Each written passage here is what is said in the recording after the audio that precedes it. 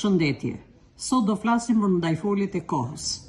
Ndajfolja e kohës tregon kohën kur kryhet veprimi dhe sa zgjat veprimi ose gjendja e shprehur nga folja.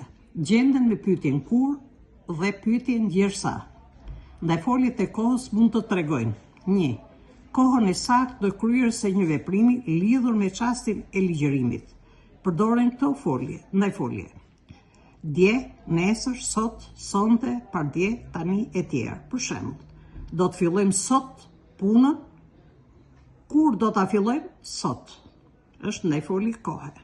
E dyta, kohë të papërcaktuar me saktësi. Kjo shprehet me ndajfolje dikur, njëherë e një kohë së shpejti. Për shembull, kjo shtëpi ishte ndërtuar dikur. Kur ishte ndërtuar? Dikur. Kjo është ndajfolje kohe. E treta, tregojnë kohën e zgjatjes së një veprimi atë një gjendje. Shprehet me ndajfoljet gjatë, gjithmonë, gjithnjë. Ditë për ditë, natë për natë, her pas here. Ajo gatuante natë për natë gjellë të shishme. Kur i gatuante natë për natë.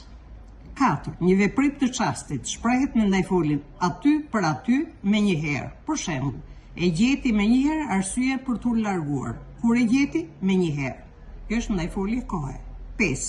Sasinë e kohës që duhet për kryerjen e një veprimi. Shprehet me shprehje ndajfoljore, pak, një çik, një copës herë. Agimi, fle, edhe një çik. Një çik është ndajfolje kohe. 6. Si ndajfolje pyetse merret dhe ndajfolje pyetse kur. Përdoret në fjalinë pyetse të drejtë. Për shembull, kur u çlirua Shqipëria?